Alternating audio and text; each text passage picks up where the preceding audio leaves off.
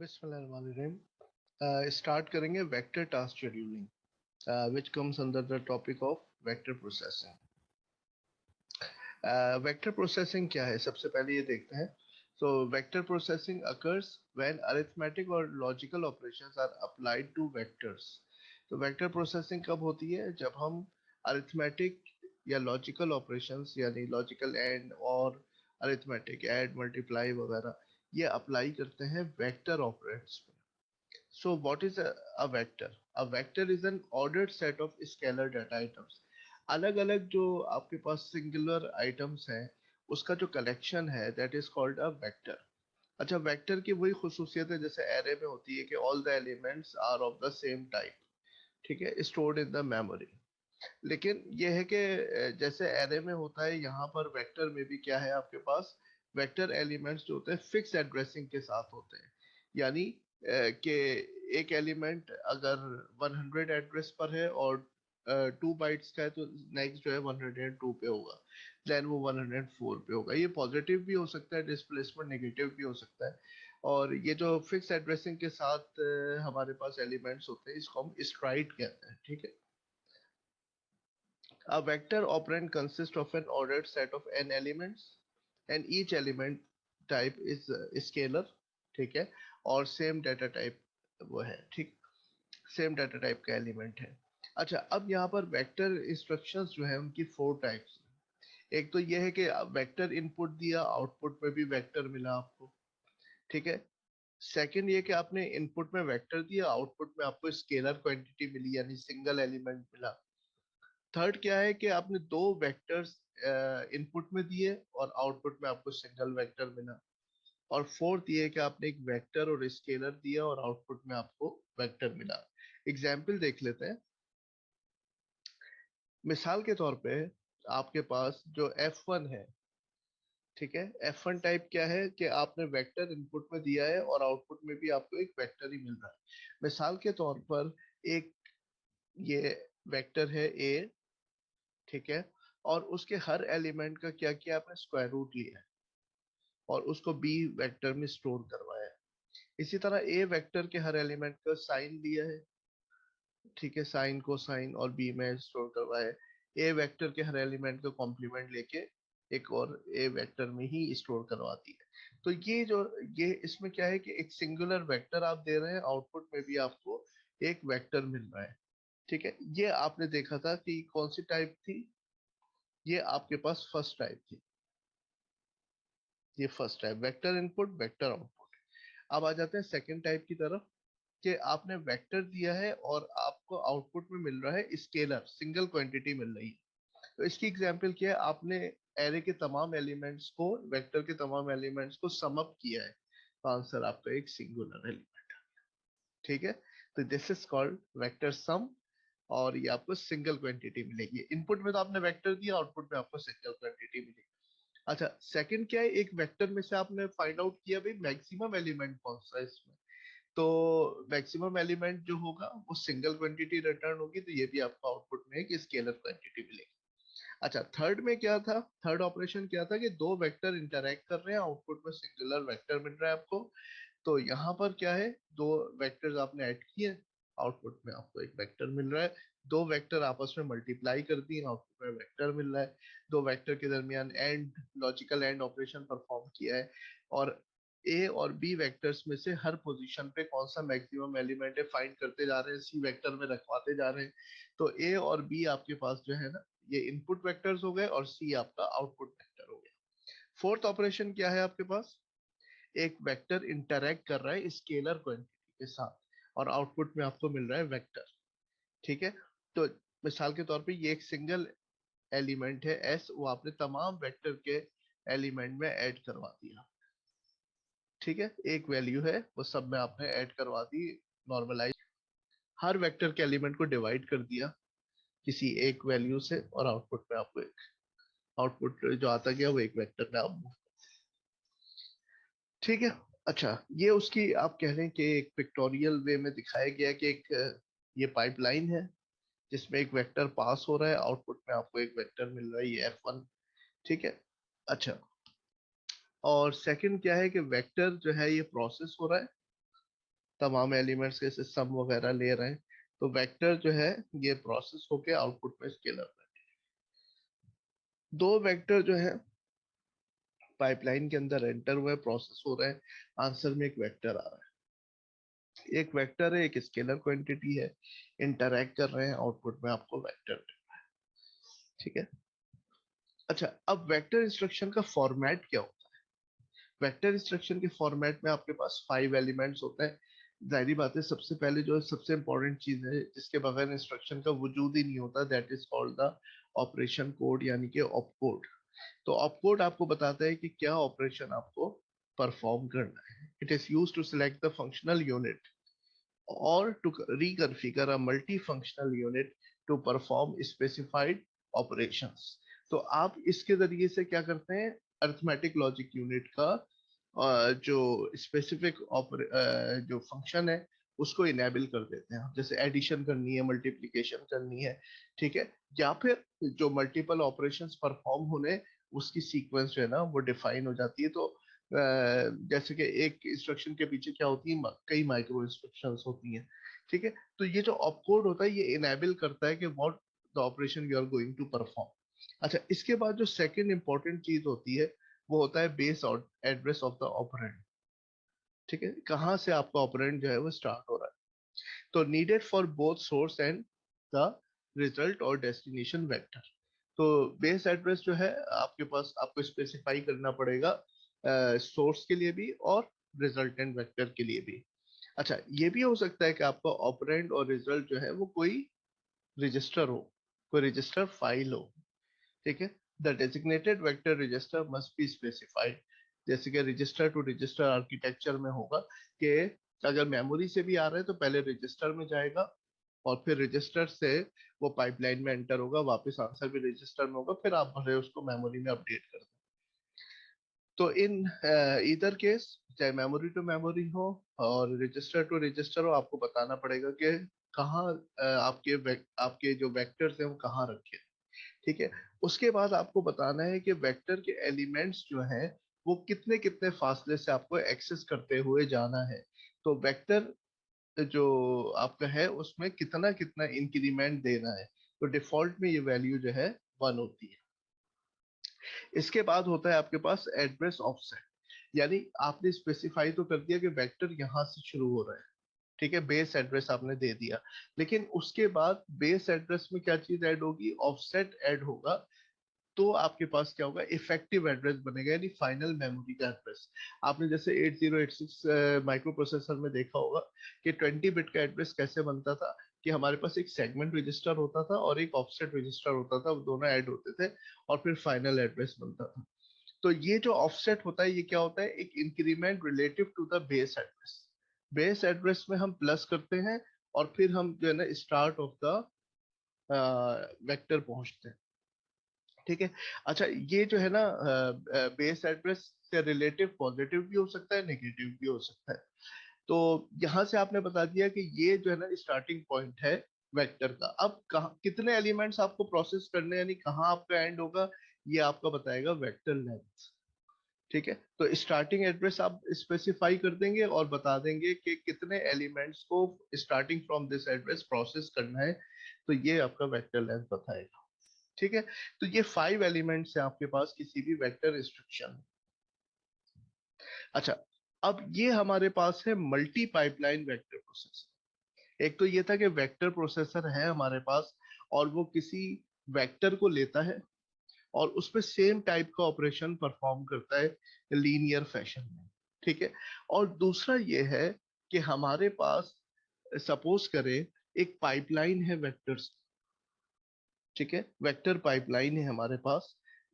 ठीक, अब इसमें क्या है कि वेक्टर में हमारे पास सेम टाइप का ऑपरेशन हमें परफॉर्म करना है। मिसाल के तौर पे जो वेक्टर है हमारा उसको दूसरे वेक्टर के साथ ऐड करना है। अब हमें देखना पड़ेगा कि हमारे पास कितने प्रोसेसिंग एलिमेंट्स हैं।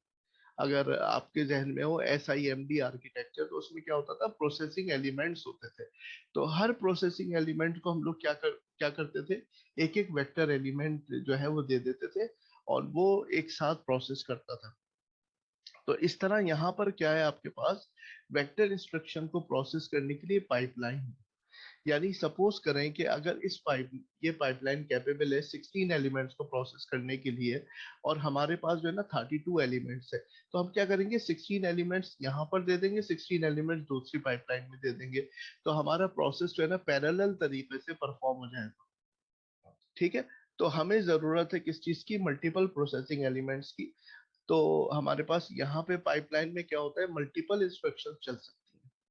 तो वेक्टर प्रोसेसर के अंदर स्केलर पाइपलाइन भी है, और हमारे पास क्या है, वेक्टर पाइपलाइन भी है। स्केलर इंस्ट्रक्शंस के लिए स्केलर पाइपलाइन है, और जो इंस्ट्रक्शंस वेक्टर पे काम कर रही हैं, जो एरे पे काम कर रही हैं, उसके लिए हमारे पास इस ये वेक्टर इंस्ट्रक्शन पाइपलाइन है। तो ये हमारे पास हाई स्पीड मेन मेमोरी है, जिसमें हम एक साथ मल्टीपल एलिमेंट्स को रिट्रीव कर सकते हैं। Either it is arrange through high order interleaving और लो ऑर्डर इंटरलीविंग और ग्रुप्ड ऑर्डर इंटरलीविंग। बहरहाल जिस भी इंटरलीविंग टेक्निक से इम्प्लीमेंट हुई हुई है, ये मल्टीपल एलिमेंट्स आपको फराहम करेगी। तो ये हमारे पास है इंस्ट्रक्शन प्रोसेसिंग यूनिट, जहां से हम इंस्ट्रक्शन लेंगे। अगर वो इंस्ट्रक्शन स्केलर होगी, ठीक है, जो सिंगल एलिमेंट पे काम कर रही है, तो वो इंस्ट्रक्शन जो है वो इस स्केलर पाइपलाइन के हवाले कर दी जाएगी, स्केलर प्रोसेसर को दे दी जाएगी। और अगर वो वेक्टर इंस्ट्रक्शन है, जो इंस्ट्रक्शन यहाँ से हमने उठाई है, तो इसकी सुपरविजन कौन करेगा, वेक्टर इंस्ट्रक्शन कंट्रोलर करेगा। वेक्टर इंस्ट्रक्शन कंट्रोलर में हमारे पास क्या है, एक है vector access controller. Vector access controller क्या करेगा, ऑपरेंड्स को उठाएगा, ठीक है, ऑपरेंड्स को मेमोरी से उठाएगा और रजिस्टर्स में लोड करेगा। तो ये जो पाइपलाइन होगी, जो भी एडिशन, साइन, कोसाइन ऑपरेशन, जो भी वेक्टर पे ऑपरेशन परफॉर्म हो रहे हैं, जो भी हमने पीछे देखे हैं स्लाइड पे, तो ये जो पाइपलाइन है फिर यहाँ से वेक्टर रजिस्टर से वेक्टर ऑपरेंड्स को लेगी और उन पर ऑपरेशन परफॉर्म करेगी। तो ये वेक्टर इंस्ट्रक्शन कंट्रोलर जो है, it is responsible for the supervision of the execution of vector instruction. यही देखिए आप यहाँ पे लिखा हुआ है, the instruction processing unit fetches and डिकोड्स scalar and vector instruction. ये जिम्मेदार है कि वो यहाँ से फैच करेगा, और इंस्ट्रक्शन कोई भी हो सकती है, स्केलर भी और vector. All scalar instruction are dispatched to the scalar processor for execution. Scalar instruction is the scalar processor के हवाले कर दी जाएगी। After a vector instruction recognized by the IPU, जब IPU पहचान लेगा कि कोई हमारे पास वेक्टर इंस्ट्रक्शन आई है, the vector instruction controller VIC takes over in supervising its execution। तो VIC जो है ना, वो सुपरवाइज करना शुरू करेगा इस वेक्टर इंस्ट्रक्शन को। इसमें सबसे पहले the function of this controller includes actual decoding. यानी ये पता चल गया कि भाई वेक्टर इंस्ट्रक्शन है, तो वीआईसी को दे दी। अब वीआईसी उसको डिकोड करके पता लगाएगा कि भाई कौन सा ऑपरेशन परफॉर्म करना है, साइन करना है, कोसाइन करना है, मैक्सिमम एलिमेंट फाइंड आउट करना है, तमाम एलिमेंट्स का सम लेना है, एक्चुअली क्या इंस्ट्रक्शन है। ठीक है, तो वो एक्चुअली इसको डिकोड करने के बाद calculate effective vector operand addresses. तो फिर वो पता करेगा कि कहाँ कहाँ से जो है ना वेक्टर ऑपरेंड उठाना है, और उसके लिए वो क्या करेगा, वेक्टर एक्सेस कंट्रोलर को सेटअप करेगा, जिसकी जिम्मेदारी होगी कि वेक्टर ऑपरेंड्स को फैच करे मेमोरी से, और the vector processor monitoring the execution of vector instructions. और ये जो है फिर हवाले कर दी जाएगी, इस इन वेक्टर रजिस्टर्स में दे दी जाएगी, और फिर ये इसकी जो है ना सुपरविजन को कंट्रोल करेगा। The VAC is responsible for fetching vector operands by a series of main memory accesses। ठीक है, तो ये आपको बता दिया कि VAC जो है, ये रिस्पॉन्सिबल होगा कि ये ऑपरेंड्स को फैच करेगा। The vector registers are used to close up the speed gap between the main memory and the vector processor। और जो आपके पास रजिस्टर्स होंगे, ये इन पाइपलाइन के लिए फास्ट एक्सेसिंग प्रोवाइड करेंगे, क्योंकि आपको पता है रजिस्टर्स जो है सबसे फास्टेस्ट मेमोरी होती है, तो पाइपलाइन को जैसे ही डाटा चाहिए होगा वो रजिस्टर से उठा लेगा। ठीक है, तो इसकी जिम्मेदारी होगी कि मेमोरी जो कि स्लो है एज कम्पेयर टू रजिस्टर्स, इसकी जिम्मेदारी होगी कि ऑपरेंड्स को ला के रजिस्टर्स में पुट अप करता रहे। अच्छा, अब यहाँ पर एक न्यूमेरिकल है मल्टीपल वेक्टर टास्क डिस्पैचिंग का, यानी पैरेलल टास्क शेड्यूलिंग का। इसमें हम लोग एनालाइज करते हैं एक टास्क सिस्टम। एक टास्क सिस्टम हमें दिया जाता है, ठीक है ना। देखिए यहाँ पर आपके पास मल्टीपल पाइपलाइंस तो हैं, और इनको आप काम में, ये वेक्टर इंस्ट्रक्शन कंट्रोलर ला सकता है काम में। लेकिन उसके लिए सबसे जरूरी और अहम बात क्या है? सबसे जरूरी बात यह है कि दो पाइपलाइंस एक ही इंस्ट्रक्शन को प्रोसेस कर सकती हैं, एक ही इंस्ट्रक्शन के दो हिस्से करके। यानी सपोज करें, जैसे मैंने आपको बताया कि 32 एलिमेंट का वेक्टर है, 16 इसको दे दिए, 16 आपने इसको दे दिया, ठीक है, यहाँ कोई मसला नहीं। लेकिन सपोज करें दो इंस्ट्रक्शंस हैं, वो एक इंस्ट्रक्शन एक पाइपलाइन में चल रही है, दूसरी दूसरे पाइपलाइन में चल रही है। तो सबसे इंपॉर्टेंट चीज ये है कि वो इंस्ट्रक्शंस आपस में इंडिपेंडेंट होनी चाहिए। अगर वो एक प्रोग्राम से रिलेटेड है तो वो इंडिपेंडेंट होनी चाहिए। ऐसा नहीं हो कि एक इंस्ट्रक्शन का जो आउटपुट आए उस पर दूसरी इंस्ट्रक्शन डिपेंड कर रही है, फिर वो एक साथ नहीं चल सकती।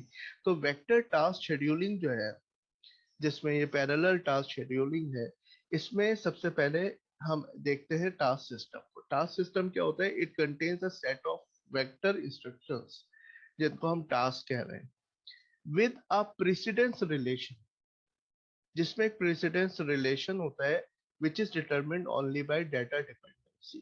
जो इस चीज पर डिपेंड कर रहा है कि एक इंस्ट्रक्शन का डाटा दूसरे में तो इस्तेमाल नहीं हो रहा कहीं। अगर दूसरे में इस्तेमाल हो रहा है तो then we can not run both instructions at the same time. सही है ना, फिर हम एक साथ उनको रन नहीं कर सकते।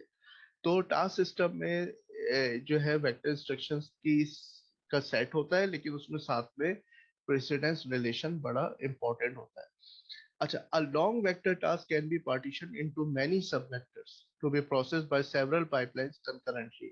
अगर एक लॉन्ग वेक्टर है और हमारे पास प्रोसेसिंग एलिमेंट कम है, तो कोई बात नहीं, हम क्या करेंगे, कुछ एलिमेंट्स को एक पाइपलाइन को दे देंगे, कुछ हम दूसरी पाइपलाइन को दे देंगे। ये कॉन्सेप्ट तो मैंने आपको समझा दिया था कि सिंगल इंस्ट्रक्शन को हम ब्रेकअप कर सकते हैं to be process under different pipelines. Given a task system, we wish to schedule the vector task among m identical pipelines. ठीक है, गिवन होना चाहिए हमें क्वेश्चन में कि हमारे पास कितनी पाइपलाइंस हमारे पास सिस्टम में अवेलेबल है, such that the total execution time is minimised. तो हम लोग का ऑब्जेक्टिव ये है कि कम से कम वक्त में हम तमाम वेक्टर इंस्ट्रक्शंस को प्रोसेस कर। To simplify the modeling, assume equal overhead time for all vector tasks. अच्छा, अब जब हम एक वेक्टर टास्क को एक पाइपलाइन को देंगे, उसका दूसरा हिस्सा दूसरी पाइपलाइन को देंगे, तो जब वो प्रोसेसिंग स्टार्ट करेगा तो उससे पहले क्या होगा, सेटअप टाइम लगेगा। सेटअप टाइम में ये डिफाइन होगा कि वेक्टर को कहाँ से एक्सेस करना है, और एक्सेस करने के बाद रजिस्टर में जो ला के रखना है। तो ये तमाम चीजें जो हैं ये ओवरहेड टाइम कहलाएंगी। और जब हमारे पास मतलूबा वेक्टर अवेलेबल हो जाएगा रजिस्टर में, तो प्रोसेसिंग स्टार्ट हो जाएगी। तो ओवरहेड टाइम को हम लोग क्या करते हैं, अज्यूम करते हैं कि सारी इंस्ट्रक्शंस के लिए वो एक कांस्टेंट टाइम है, ठीक है। तो अब ये पता चला हमें कि वेक्टर टास्क सिस्टम जो है, it is characterized by a triple. उसमें तीन चीजें हैं जिसको जहन में रखना है। सबसे पहले तो कैपिटल टी, जो कि आपके पास तमाम टास्क हो गई, यानी वेक्टर इंस्ट्रक्शंस जो आपको प्रोसेस करवानी है पाइपलाइन में। सेकंड चीज आपके पास क्या हो गई, प्रेसिडेंस रिलेशन, कि कौन सी टास्क जो है ना किस पर डिपेंड कर रही है। ये बहुत इंपॉर्टेंट है, वरना इसके बगैर हम शेड्यूल नहीं कर सकते। और इंडिपेंडेंट टास्क एक साथ हो सकती हैं, लेकिन डिपेंडेंट टास्क के लिए हमें फिर वेट करना पड़ेगा कि एक टास्क जो दूसरे पे डिपेंड कर रही है, तो पहले वो टास्क खत्म हो जाए तो फिर हम डिपेंडेंट टास्क को स्टार्ट करेंगे। थर्ड इंपॉर्टेंट चीज ये है कि वो जो टास्क है, दैट पर्टिकुलर टास्क, वो कितना टाइम ले रही है। इसको हम रिप्रेजेंट करेंगे टॉ ऑफ टी आई से। टी आई का मतलब है आईएथ टास्क, कोई भी जो टास्क है वो कितना टाइम ले रही है। अच्छा, अब इसमें एक एग्जाम्पल आप ले लें, हमारे पास 4 टास्क का एक टास्क सिस्टम है, ठीक है। और जो हमारा इनिशियल आप कह लें कि सेटअप टाइम है, वो सेटअप टाइम जो है वो टी नॉट, ओवरहेड टाइम, ठीक है। जब हम एक टास्क किसी पाइपलाइन के हवाले करेंगे तो ये टाइम हमारा 1 टाइम यूनिट लगेगा, ठीक है। इसके अलावा टास्क नंबर 1 जो है वो 10 टाइम यूनिट्स की है, टास्क नंबर 2 2 टाइम यूनिट्स की है, टास्क नंबर 3 6 टाइम यूनिट और टास्क नंबर 4 2 टाइम यूनिट की है। And we have 2 pipelines. ठीक है, क्वेश्चन में गिवन है कि हमारे पास 2 पाइपलाइंस है। तो आपके पास नंबर ऑफ टास्क आ गई, आपके पास ये आ गया कि हर टास्क का टाइम कितना है। ठीक है, अब तीसरी इंपॉर्टेंट चीज है कि टास्क में डिपेंडेंसी क्या है। तो डिपेंडेंसी ये गिवन है कि T1 और T4 जो है ये तो इंडिपेंडेंट टास्क, लेकिन T2 और T3 जो है ना वो T1 पे डिपेंड कर रही है। जब T1 टास्क फिनिश हो जाएगी तो T2 और T3 स्टार्ट हो सकती है। ठीक है, यहाँ पे भी हमने टाइम यूनिट लिख दिया है। T1 10 टाइम यूनिट का है, T2 2 का है, T3 6 का है और T4 2 टाइम यूनिट का है और setup overhead time 1 time unit का है। ठीक है, तो यहाँ पर ये डिस्क्रिप्शन में लिखा हुआ है, लेकिन हम लोग शेड्यूल में देख लेते हैं। अच्छा, ये डायग्राम मैंने यहाँ भी कर दी। अब आप देखें T1 और T4 को आप एक साथ चला सकते हैं। ये हमारे पास दो पाइपलाइन है, P1 और P2। ठीक है, एक टाइम यूनिट लगेगा दोनों पाइपलाइन को, ओवरहेड को, ओवरहेड टाइम लगेगा। जो भी टास्क हम स्टार्ट कर रहे हैं तो उससे पहले ओवरहेड टाइम लगेगा जिसमें पाइपलाइन सेटअप होगी, उसके ऑपरेंड्स वगैरह अवेलेबल होंगे, फिर ऑपरेशन स्टार्ट होगा। तो टास्क नंबर एक को हमने टास्क नंबर 1 दी, दूसरी पाइपलाइन को टास्क नंबर 4 दी। टास्क नंबर 4 आप देखें दो टाइम यूनिट की है, ये तो खत्म हो गई 1 से 2 और 2 से 3 में, ये खत्म हो गई। लेकिन टास्क नंबर 1 जो है ये भी चल रही है। अब टास्क नंबर 1 चल रही है, मैं 3 और 4 2 और 3 तो स्टार्ट कर नहीं सकता, क्योंकि टास्क नंबर 1 जब तक फिनिश नहीं हो जाएगी 2 और 3 स्टार्ट नहीं कर सकते। टास्क नंबर 4 खत्म हो गई। अब मैं क्या करूंगा कि जो मेरे वेक्टर टास्क नंबर 1 है इसी का एक हिस्सा मैं नीचे वाली पाइपलाइन को दूंगा, लेकिन जब मैं उसका हिस्सा नीचे दूंगा तो ये याद रखिएगा कि सेटअप टाइम लगेगा, ओवरहेड टाइम लगेगा। तो इतनी देर में मेरे पास 1 2 3 टाइम यूनिट खत्म हो गए टास्क नंबर 1 के। 3 खत्म हो गए, 7 बचे हुए। देखे 10 टाइम यूनिट की टास्क है, तो 3 टाइम यूनिट 1 2 3 खत्म हो गए, अब 7 बचे हुए। अब या तो आप 4 ऊपर रख ले 3 नीचे दे दे, या 3 ऊपर रख ले 4 नीचे दे दे। ठीक है ना, तो 3.5 तो आप कर नहीं सकते। तो आप जो है उसको या तो 4 और 3 कर ले, 3 4 कर ले, कोई मसला नहीं। तो मिसाल के तौर पे आपने 4 टाइम यूनिट्स ऊपर रखे, 1 2 3 4, और 3 नीचे दे दिए 1 2 3। ठीक है, और ये हिस्सा खाली जाएगा, क्योंकि यहाँ पर आप टास्क नंबर 2 या 3 स्टार्ट नहीं कर सकते। इवन उसका ओवरहेड टाइम भी नहीं आप लिख सकते, क्योंकि ओवरहेड टाइम में क्या होगा कि वेक्टर उठाए जाएंगे, तो वेक्टर तो तभी अवेलेबल होगा ना जब टास्क खत्म हो जाए। तो अभी T1 तो चल ही रही है, तो 8 टाइम यूनिट पे जाके टास्क नंबर 1 कंप्लीटली फिनिश हो गई। सही है, अब हमने क्या किया, ओवरहेड टाइम लगा पाइपलाइन नंबर 1 में और पाइपलाइन नंबर 2 में। एक को हमने टास्क नंबर 2 दे दी, एक को टास्क नंबर 3 दे दी। ये कोई मसला नहीं है, आप 2 ऊपर दे दें 3 नीचे दे दें, ठीक है, इट डजेंट मैटर। अच्छा जनाब, तो आपने टास्क नंबर 2 दो टाइम यूनिट की थी, खत्म हो गई। टास्क नंबर 3 6 टाइम यूनिट की थी, तो दो टाइम यूनिट ये लग गए। अब जब आप इसके हिस्सा करेंगे ना तो नीचे ओवरहेड टाइम लगेगा। इतनी देर में 1 2 3 तीन टाइम यूनिट खत्म हो गए, अब 3 बचे हैं। ठीक है, 3 टाइम यूनिट खत्म हो गए, 3 बचे, तो एक आपने ऊपर रख लिया, दो नीचे दे दिया, दो ऊपर रख ली, एक नीचे दे दिया, कोई मसला नहीं है। खत्म ये होगी 14 पर ही। आप दो ऊपर रख लेते, एक नीचे दे देते, तो ये चीज यहाँ आ जाती। ठीक है, तो आपने हर एक का फिनिश टाइम निकालना है कि टास्क नंबर 1 किस टाइम यूनिट पे खत्म हुई, टास्क 2 3 4 किस टाइम यूनिट पे खत्म हुई। तो इसके लिए आपको देखना पड़ेगा कि कोई टास्क अगर है तो क्या वो दो हिस्सों में हुई है या एक हिस्से में हुई है।